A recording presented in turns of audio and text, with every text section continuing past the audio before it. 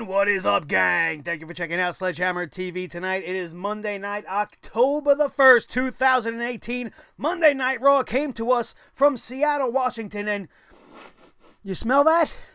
Smells like bullshit in the air. And if you don't know what I'm talking about, stay tuned, because my name is Nick Nightmare, and you are watching the Sledgehammer Wrestling Show's Monday Night Raw review. Let's do it.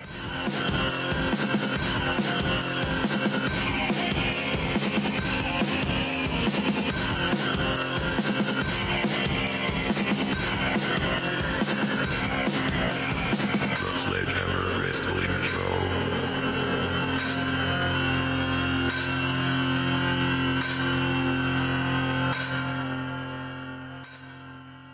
All right, wrestling fans, thank you so much for joining me. I can hear it. I can hear all the bullshit, and I could smell it in the air. It's so thick. You gotta see the people that I have seen on social media tonight. Oh my God! Oh my God, they saved the show. They saved it. Monday Night Raw was garbage as usual, but that last 3 to 5 minutes was amazing. It was such a great ending, right? No, it fucking wasn't. Are you people brain dead?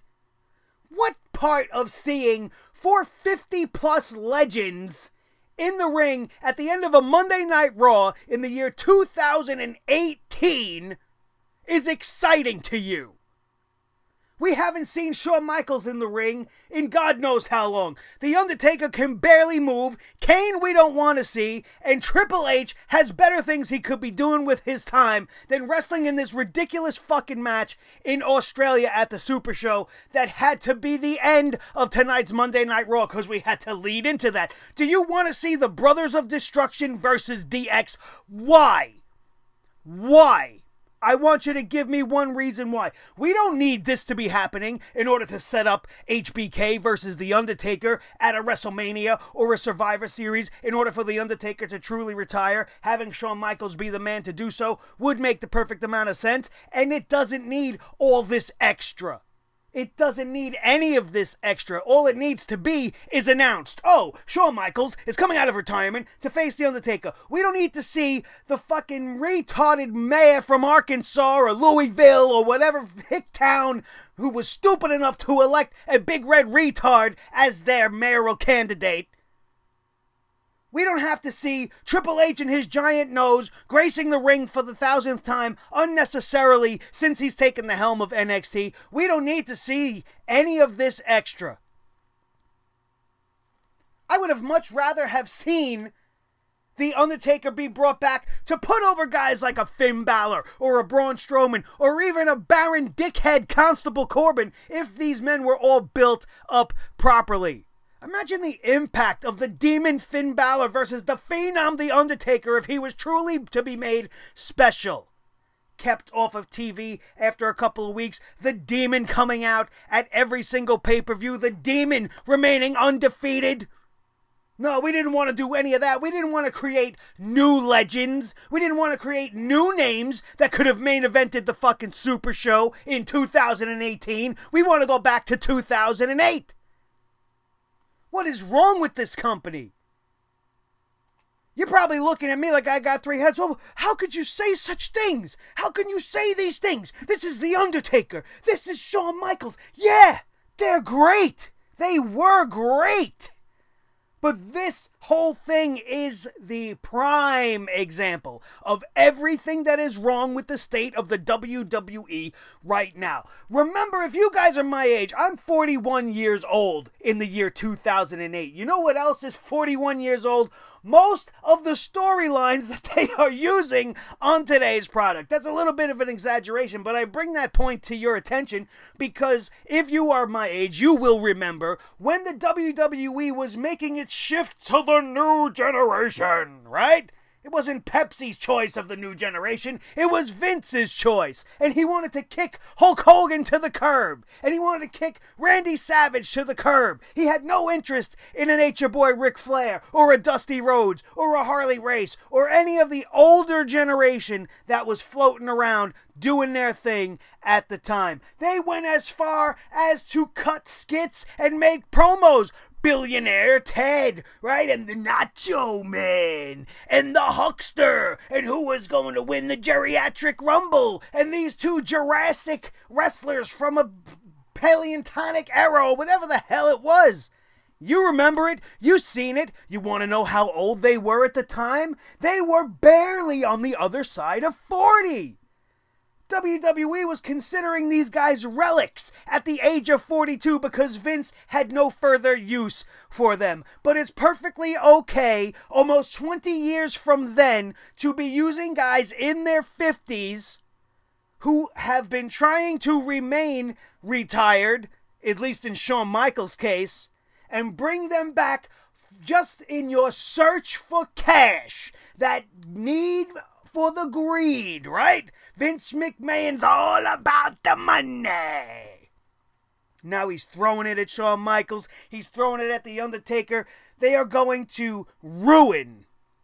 I truly believe it's going to be a ruination of everything that they have built. A legacy that ended so perfectly with The Undertaker and Shawn Michaels. Even if we get Shawn versus Taker at the Survivor Series or at WrestleMania to conclude this thing, do you really think they are going to be able to give you anything that is going to come close to what we've seen at WrestleMania 25?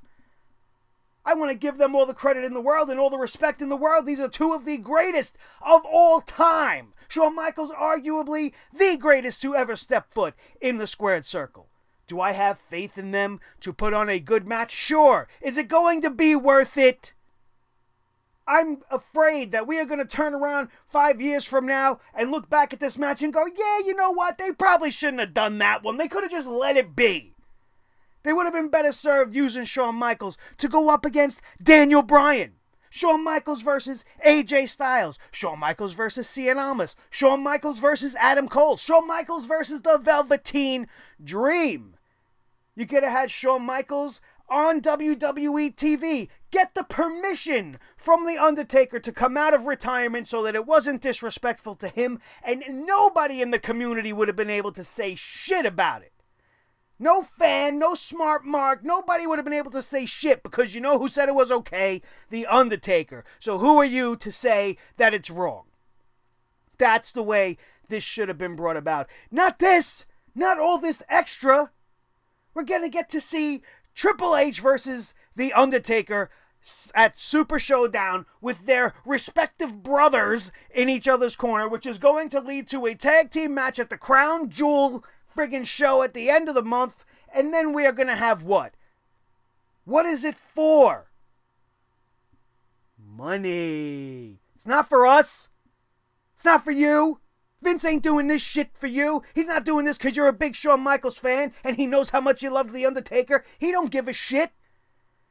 He wants to make money, and he doesn't have faith in his young talent to draw a house in a continent that never gets to see wrestling. You think people in Australia wouldn't have packed that house to see guys like AJ and Finn and Daniel Bryan? Come on, you guys. Why are we going backwards? Why was it not okay when Hogan and Flair and Piper and Savage were doing their thing in the early 90s, but it's okay now because why? Because you love them more than you loved Hulk Hogan back in the day? You love them more than you love the WWE? So you'll just accept anything they throw at you? The acceptance of mediocrity is the first step on the road to failure. Which is exactly what this show was, from start to finish. What fucking commonality is there between Ronda Rousey and the Bella Twins? Just seeing them on screen together side by side makes me want to vomit. How can you possibly justify two divas being paired with a UFC Hall of Famer? One girl breaks noses for a living. Legitimately breaks bones, tears cartilage, strikes fear in the hearts of her competitors. The other two break the internet with their stupidity. Break Liv Morgan's head on accident because of their uncoordinatedness, their ring rust, their inability to realize that, hey, I haven't been doing this in a while. Maybe I should come back slowly. Maybe I should be a little extra careful. Coming out there with more fucking glitter on them than anything I've ever seen. That's what they bring to the WWE, glitter. What else do they add to the screen? The WWE very strategically taking the volume down. You heard it. There was almost no reaction to the Bella Twins. Zero. So either the WWE turned the audio for the crowd off so you didn't hear the boos, or people genuinely don't give a fuck that the Bellas are there. And this is in Seattle.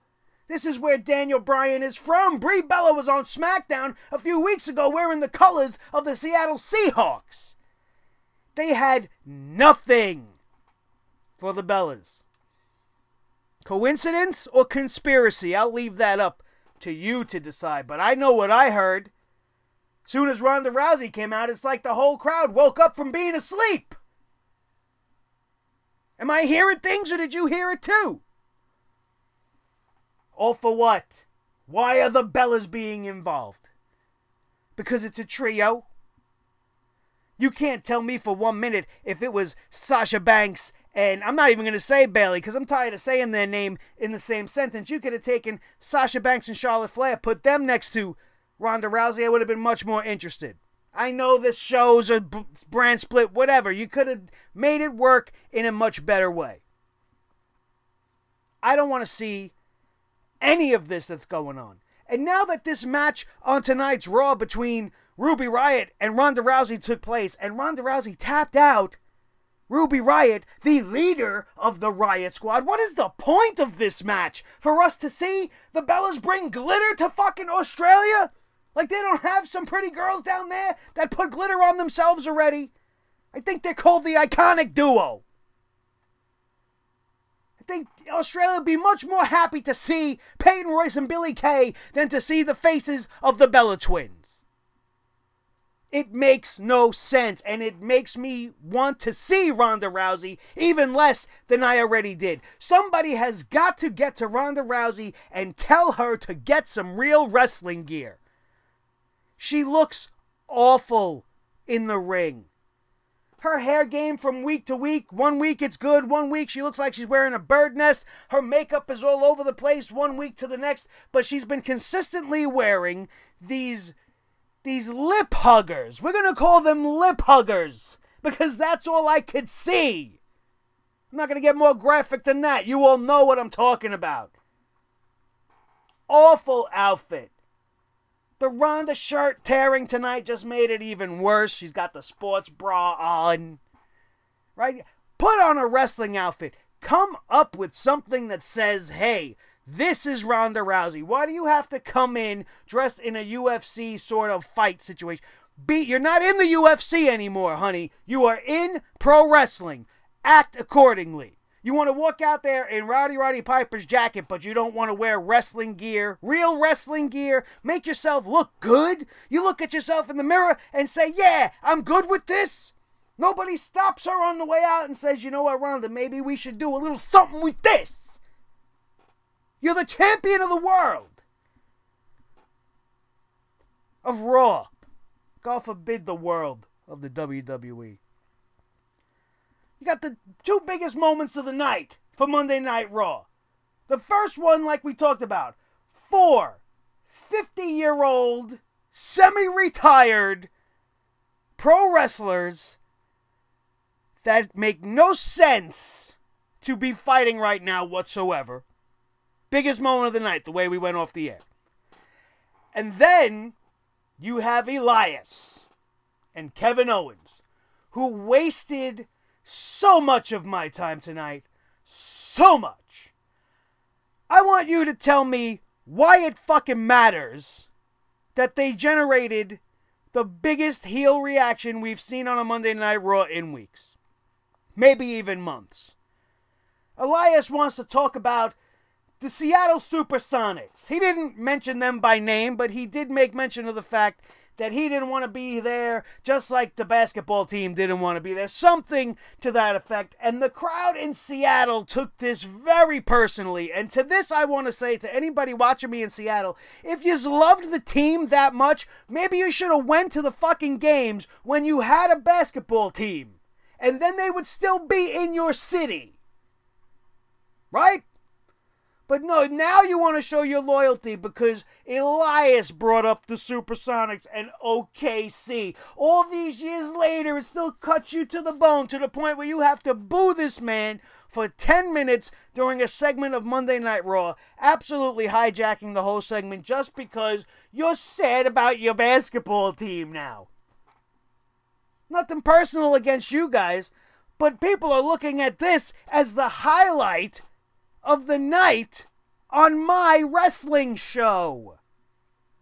Wrestling show. The biggest moment of the night. An NBA basketball reference. You know you're watching Monday Night Raw. You gotta know, because that's just fucking ridiculous.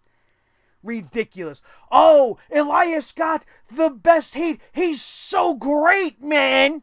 Elias is so awesome, bro. What fucking good is it? Elias has been great since the minute he stepped foot on the main roster. What good is all this heat for? For him to be fed alongside Kevin Owens to the most random and ridiculous tag team that has ever been put together. What does John Cena and Bobby Lashley have to do with each other except that they are carbon copies of one another? Absolutely vapid expressions, big meathead muscle guys who can barely wrestle. The only difference being John Cena's got more charisma in an eyelash than Bobby Lashley's got in his entirety of his muscle-bound body. But for what reason are these two coming together? Are they friends? Do you know? Bobby Lashley got John Cena on his phone like, yo, JC, what's up, bro? Chain Gang, remember those days? I was around back then. I don't understand it. For what? What is John Cena's investment in anything going on with Kevin Owens, Elias, or Bobby Lashley? The last time we seen John Cena, he was obliterated by The Undertaker. And that's just going to be swept under the rug. John Cena's been partying it up over in Japan ever since he got away from Nikki Bella. And now he's going to go to Australia and wrestle in a meaningless tag team match where he's definitely going to win. Because that's what they do. You think they're going to give a win to Kevin Owens and Elias? Where is this going? When we come back to the States for Monday Night Raw, what is the point? Where is this going to lead?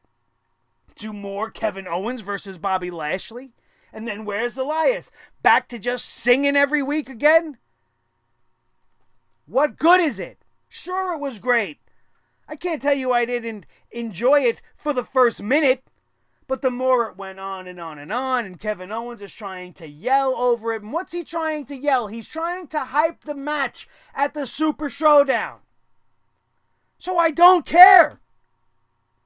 I gotta get the fuck up at 4:30 in the morning on Saturday after being at House of Glory all night Friday night till God knows when I'm gonna get home. I gotta make a pot of coffee, and then I gotta sit down at 5 in the morning and watch this shit until it's over so that I can come here and tell you how useless and pointless the Super fucking Showdown was.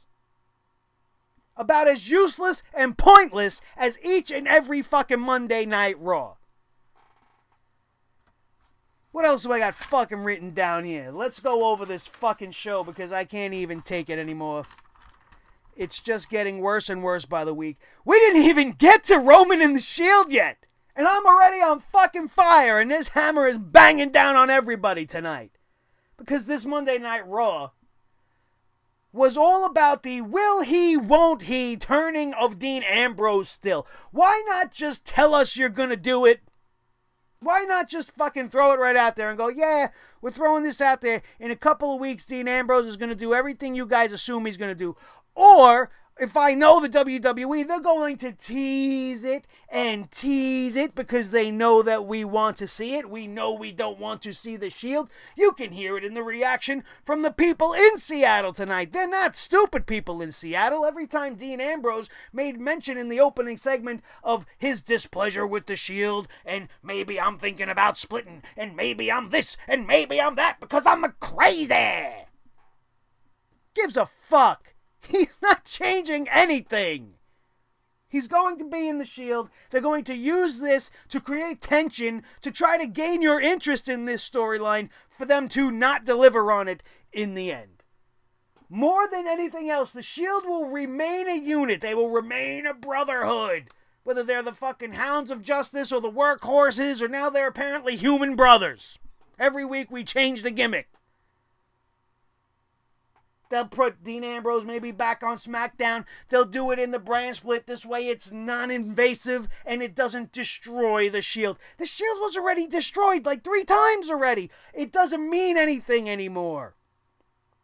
And if you wanted to do it, this is the type of thing that you do on a whim, on a surprise, and you catch everybody off guard. You have the Shield coming back, taking care of everybody. Everything seems to be going just fine, and then bang! Lunatic Fringe. Not show him cracking at the seams when you know inevitably nothing's going to come of it anyway. If they pull the trigger on that, I will be shocked. So he comes out, he's addressing his rumors, all the speculation about his loyalty to the Shield, when Baron Corbin, Constable Dickhead himself, comes out, and this is where it got mildly interesting. I actually liked what they had Corbin do here. He came out and he gave Ambrose a choice. He says, I'm going to give you 3 choices of your matches tonight, and the 3 choices were rather interesting. Choice number 1, you could fight Seth Rollins for the Intercontinental Championship tonight. Choice number 2, Roman Reigns for the Universal Championship, or you get in the ring with Braun Strowman. The choice is up to you. Obviously, Corbin the dickhead trying to play some mind games with the Lunatic Fringe, and he didn't bite. He says, I'm going with option number 4. I want to kick your ass. Which wasn't even put on the table. So then Baron Corbin calls out Braun Strowman, and we get a match. You know, I don't remember seeing Dean Ambrose one-on-one with Braun Strowman before. I don't remember hearing them say 9,000 times that this was a first-time ever scenario, so I'm not sure whether or not it is. But if it was, I don't really want to see it again. Not really interested. Dean Ambrose was bringing the fight to Braun Strowman. It was okay at best. I wasn't hating it, but I definitely wasn't into it, and they definitely killed it when they had to bring out the big dog. For what fucking reason? I don't know. To put more stress on the Dean Ambrose situation? So that they can have the scene later on in the evening where Roman could approach Dean Ambrose and be like, bro, are you alright? Bro, I didn't mean to do, bro. And then Dean Ambrose be like, oh, if I wasn't such a nice guy, I could have been the Universal Champion with his little Popeye eye. Hey, where's my spinach? Because I'm Dean Ambrose. I need some spinach. What the fuck is going on? Why are we doing this? Doesn't make sense. So Dean Ambrose loses this match via disqualification thanks to the involvement of Roman Reigns. We then have Roman Reigns supposedly trying to defend the Universal Championship, but then Constable Dickhead overruled that and just made this a regular one-on-one match. Roman Reigns defeats one half of the Raw Tag Team Champions, Dolph Ziggler. Surprise! Did you think Ziggler was going to win?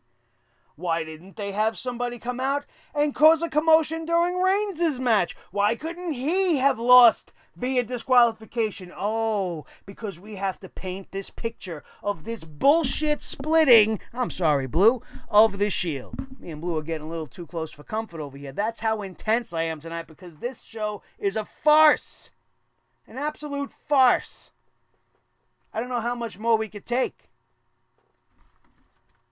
Ronda Rousey defeats Ruby Riot. We talked about that already. Then we had the moment of bliss. A moment of bliss. Oh, let's all be blissful. Alexa's on the screen. My eyes like what they're seeing, but my ears can't believe themselves. What a horribly scripted, absolutely 100% bullshit. Smell it? Here it comes again. That bullshit promo delivered by Alexa Bliss tonight. Never once. I was an Alexa Bliss fan. I am still an Alexa Bliss fan. Okay? She's beautiful. She's everything that I want in a pro wrestler. Except the wrestling. She used to be much better. I thought she was going to be even better than she is now. She's only gotten worse. And she's gotten lazier year after year. And she keeps getting handed everything. But I've always been very, very big on my support of Alexa Bliss. But never once have I ever, not in her little documentary about her anorexia with her mom, not in any of her NXT vignettes before she was mean and vicious and she was walking around with her little sparkly ass, with her little twinkle toes blowing dust into the air. I've never once heard her mention the name Trish Stratus. Now, I know that 99.9% of the women in professional wrestling probably look up to Trish and Lita for everything they did during their time in the WWE. So her saying that Trish was her hero is actually probably not too much of a stretch, but I've never heard that. I've heard her say people like Molly Holly were an inspiration to her. I've heard her cite other people, but I've never heard her mention the name of Trish Stratus until the Royal Rumble came around.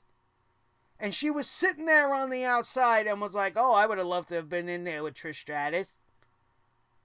But for what reason is this match going on? Because they're both blonde?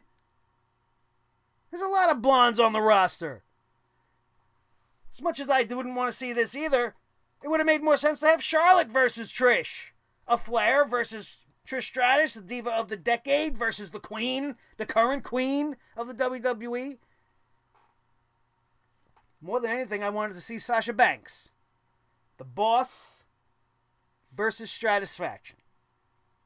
Everything that we've seen in the Women's Royal Rumble would have led perfectly into that matchup going on. We've talked about that already on this channel multiple times, but that's not where we're going. We got to see a moment of bliss where she talked about how Trish Stratus burped in her face and told her it's going to cost her $50 for a picture. An absolute bullshit heel promo. It didn't do nothing for me to get me interested in Evolution. I'm sure it didn't do anything for you guys as well.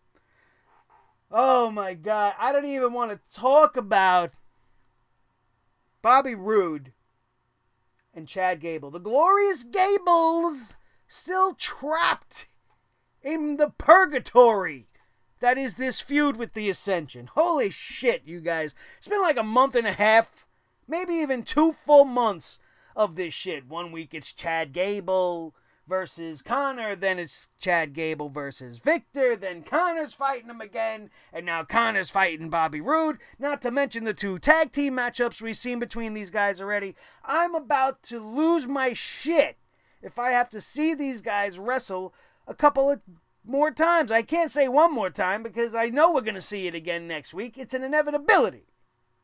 They got nothing else to do. There is only one silver lining to this whole scenario, which we've outlined many, many times. We talked about it last week. We talked about it the week before that.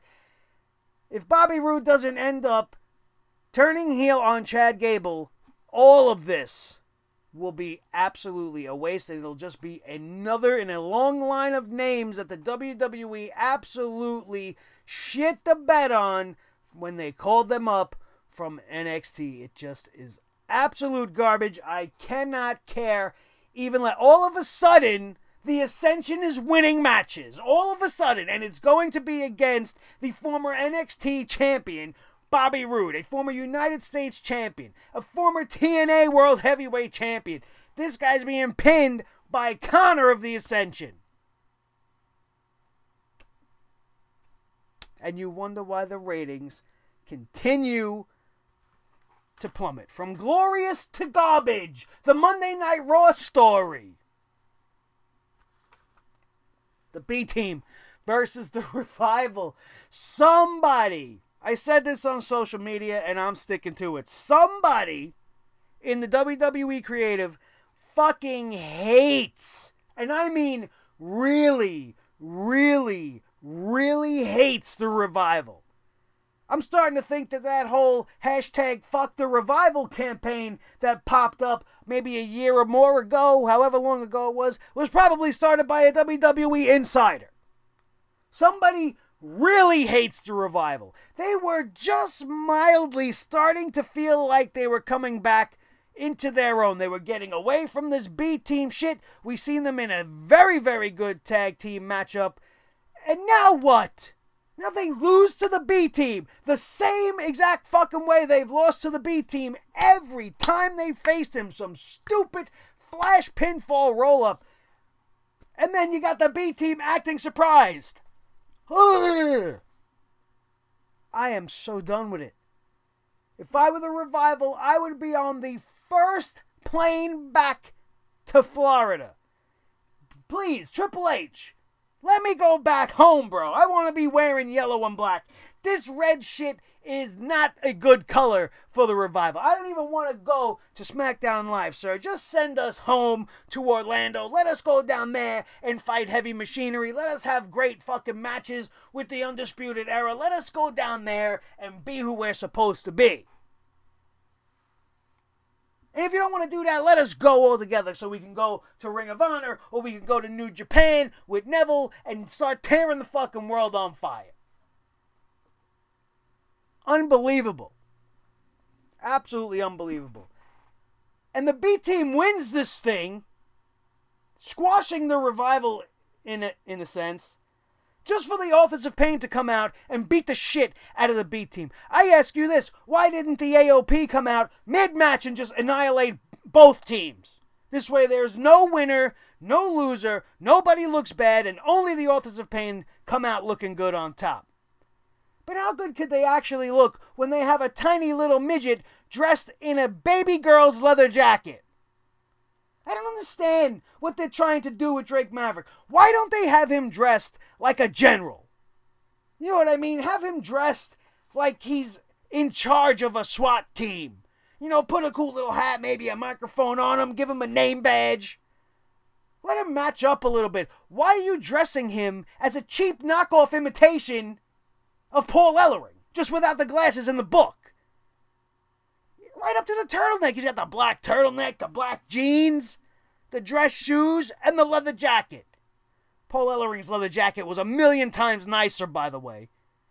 I just don't understand it. I thought this might have been a good thing for the Authors of Pain, but I am not feeling Drake Maverick with them at all. And this is apparently the road they're going to be traveling on, so we better fucking get used to it, but I don't like it. I don't like the package. I think he makes them look very, very stupid.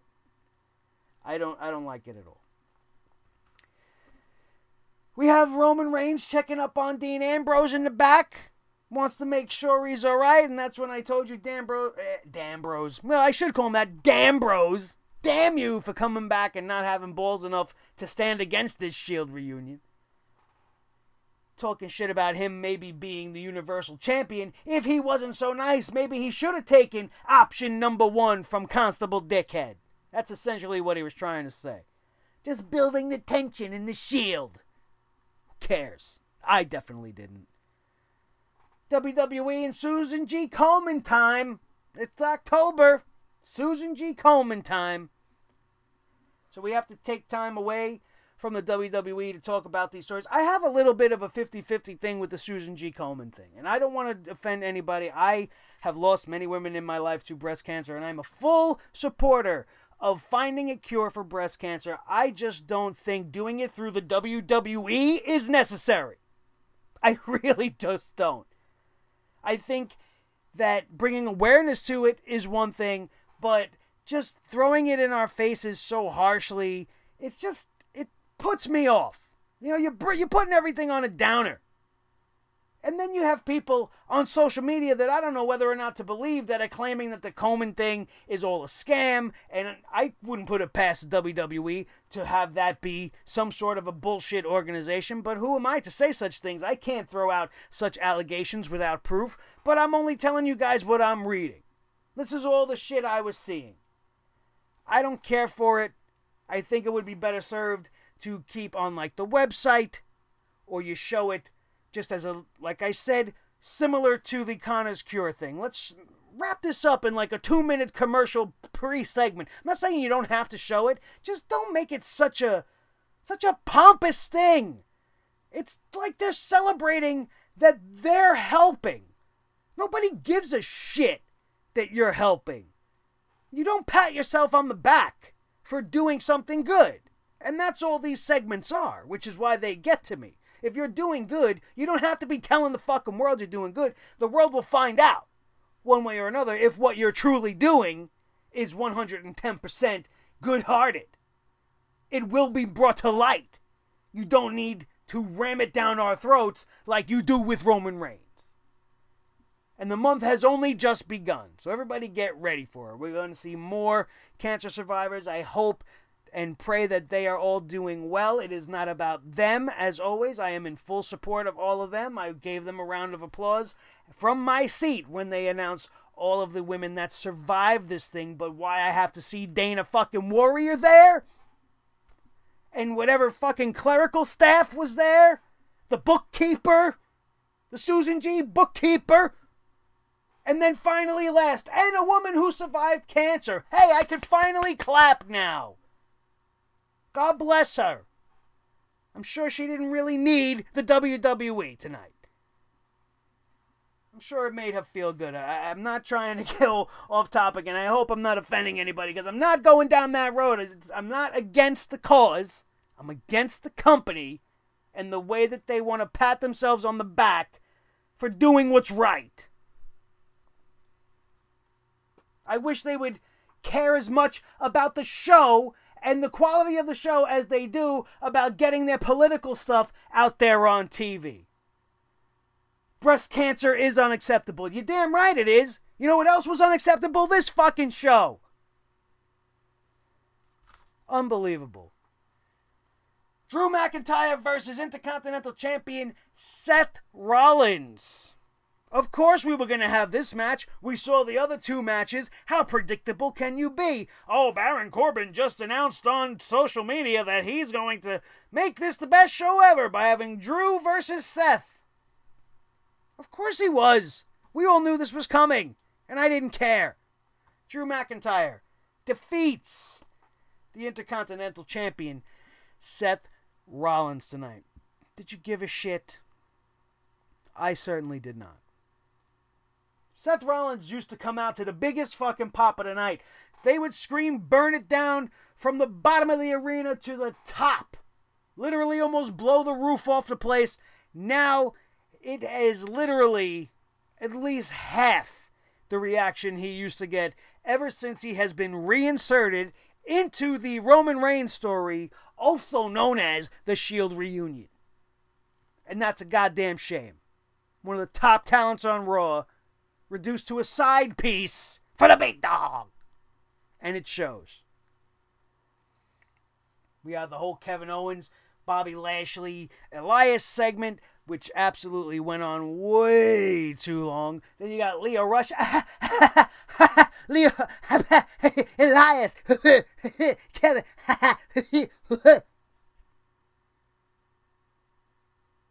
Really? Are you going to get a fucking word out, or are you just going to... All right. All right. What? The fuck out of here. Use your big boy words. It's like you're stuck in a giggle. What the fuck are you laughing at, bro? You take a look at Bobby Lashley's lifeless eyes and you find it funny? Awful. Fucking awful. Kevin Owens defeats Bobby Lashley. Great! You know what that means? Bobby Lashley and John Cena are winning on Saturday. Just like I told you. Guarantee it. Main event match of the night. You ready for this? Are you guys ready for this? Alicia Fox. Alicia Fox was in the main event in a one-on-one match versus Bayley. What did Bayley do to deserve this punishment? Not only is she being put into the mixed match challenge, she was given smiley, shiny, happy Finn, who was acting like a 5-year-old on the outside for this matchup the whole time. She's going up against Alicia Fox in the main event of Monday Night Raw. We're 5 days away from the Super Showdown, and this is the main event. The main event match. Nothing on this show? Nothing. Braun Strowman, Drew McIntyre, Seth Rollins. None of that should have ended this show. Alicia Fox, that's the way to end this show. What? That was the most ridiculous main event. The most worthless main event I have ever seen. What is the purpose of that match? To tell you guys to tune into Facebook Watch tomorrow for the Mixed Match Challenge. Go fuck yourself. Alright, the Mixed Match Challenge is, 12 weeks of fucking nonsense. Right? We went all in on the Mixed Match Challenge last year, and we were nothing but disappointed. The first couple of weeks were alright, and then all of a sudden, week after week, it just became more and more of the same shit. They have these bullshit rules where the men can't touch the women and the women can't touch the men, but yet it still goes down, and we got girls slapping guys around and shit like that. I just don't care. It is the most meaningless thing. Another thing they're going to do to promote for charities that they're involved with, just give the money to the charity. Why do you got to waste my fucking TV time and my wrestling time and risk injuring some of these people, which has already happened, for a fucking useless show like the Mixed Match Challenge? And then you got nothing else for the main event of Monday Night Raw, so you use this to promote that. Clear as the nose on your face. There is no other reason, not one, for Alicia Fox to even be near a wrestling ring, let alone in the main event of a Monday Night Raw. The girl couldn't even take the belly to belly. That is the simplest thing. It's the simplest move to take. I'm not in the business. I've never been in a wrestling ring, but I'm pretty sure I've been slammed to the floor in a body hug formation. It's called playing football. It's not that hard to do. You just pretty much got to stand there while the other person throws you to the floor. She couldn't even do that. The girl is a gangly, lanky mess. Her wrestling skill is 0. It's below 0. Even Bayley couldn't bring out anything good from this Alicia Fox match. And in the end, it was all for what? For Alicia Fox to give Bayley a win?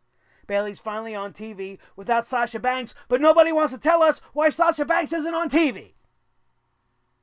One of the mysteries of the WWE going on. One of the many mysteries that are just rattling around in this brain, and I'm sure they've been bothering you guys as well. And then we went off the air with the Brothers of Destruction attacking Triple H and Shawn Michaels. After Shawn Michaels came back, all this anticipation, Shawn's going to come back and say some shit. Do you know what Shawn says? Shawn says, I will always support Triple H, no matter what. And then Kane shows up. Her fucking Ray. And then The Undertaker shows up. And then what do you think's going to happen? Everybody and their mother knew Triple H was coming out in a couple of minutes to bail out Shawn Michaels. And then we had the Brothers of Destruction take out D-Generation X, walk up to the top of the ramp, and then barely get their arms up to their shoulder. Even something as simple as a celebratory arm raise does not look like it is going well for Kane and The Undertaker. And I am not reading too much into this. I have been watching my WWE network. I am a wrestling fanatic. It's all I fucking do. And I see The Undertaker from 10 years ago when I watched that WrestleMania 25 match back again because of how fucking amazing it was. And I know we are going to get nothing even close to that. But you want to be excited about it, right? You want to get all fucking hyped about it. No reason to get hyped about anything right now. I am actually more interested to know what the fuck happened in Milwaukee between Lana and Aiden English, which we will be talking about on tomorrow night's SmackDown live review when we get there tomorrow night. Don't forget to be here to see that, and the best way for you to not miss that is to make sure you are subscribed to this channel right now. Tonight's episode was red fucking hot. I'm talking about shit that I'm guaranteeing you ain't gonna hear anywhere else, and if you are still here with me at 45 minutes, I deserve for you to hit that thumbs up button because I didn't scare you away, because you are smart enough to know that I'm speaking the goddamn truth.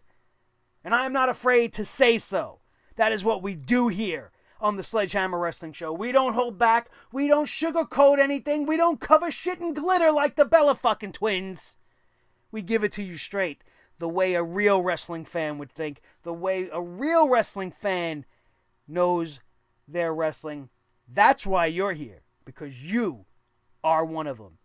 You appreciate my insight, and that I could never thank you enough for. And the best way for you to show me that you are on my team is to smash that like button right now. Bring your sledgehammers at home down on it. Make sure it's lit up bright blue, and then share this video with each and every one of your wrestling buddies all over the wrestling world, especially if they know that this show every Monday night is an absolute piece of trash and they need somebody to tell it like it is and make them feel better about themselves, because I know that you guys aren't stupid and I don't treat you that way. And that's why you come back here to the Sledgehammer Wrestling Show right here on Sledgehammer TV. Thank you guys all so very, very much. We are so close, so damn close to 1,000. I know you are going to be the next one to hit that subscribe button and help us reach that landmark so that we can move on to the next one, because we ain't ever going to stop. What did we say? The acceptance of mediocrity is the first step on the road to failure, and that's not the road that we are on. We accept nothing less than the best, and each and every one of you, my fans, are the absolute best anybody here on YouTube can have. Thank you guys all so very much. Once again, my name is Nick Nightmare. This is my team, Thor, the Sledgehammer, the official Sledgehammer of the Sledgehammer Wrestling Show and the Wrestling God of Thunder. His tag team partner, the World Heavyweight Champion of all the microphones in all the world. A more relevant champion than Roman Reigns will ever be. He is Mr. Blue, the Snowball Microphone, and we are so happy to be here with you once again for our Monday Night Raw review for October the 1st, 2018, right here on Sledgehammer TV. That is going to do it, and we are out of here, and we will see you next time right here on the Sledgehammer Wrestling Show. Dig it!